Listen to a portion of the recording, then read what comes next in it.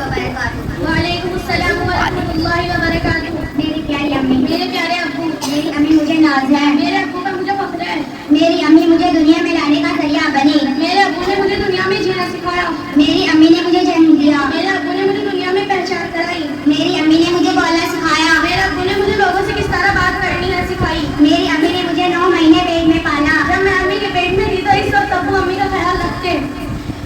मेरी अम्मी मुझे रोज अच्छा खाना बनाकर देती है। अब्बू दिन भर कमाते और धूप में पसीना बहाते ताकि हम और अम्मी अच्छा अच्छा खाना खा सकें। तुम्हें मालूम है कि माँ के कदमों में नीचे जन्नत है? आपको मालूम है कि बाप जन्नत का दरवाजा है? तुम कहो या ना कहो, माँ का दर्जा दोनों में सबसे ज्यादा बड़ा है। नहीं, अब्बू का मर्तबा बुलंद है।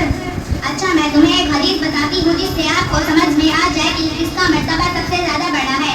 एक मर्तबा एक सहाबी हमारे नबी सल्लल्लाहु अलैहि वसल्लम के पास आए और फरमाया, अम्मी और अब्बू में दोनों में सबसे ज्यादा किसका मर्तबा बड़ा है? हमारे नबी सल्लल्लाहु अलैहि वसल्लम ने फरमाया अम्मी का। फिर इसके बाद कहा इसके बाद किसका है? फिर फरमाया अम्मी का। फिर कहा इसके बाद किसका है? फिर फरमाया अम्मी का।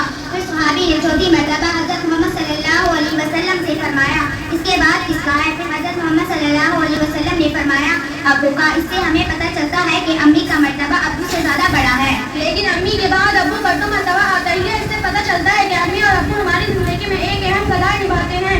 इसलिए हमें अम्मी और अब्बू के दोनों की इज्जत करनी चाहिए और उनकी फरमाबरदारी भी करनी चाहिए। इंशाअल्लाह। क्यों ना आज हम अपने अम्मी और अब्बू का शुक्रिया अदा करें। अम्मी और अब्बू हम आपके बेहद शुक्रगुजार हैं। अस्सलामु अलैकुम व रहमतुल्लाहि व बरकातुहू।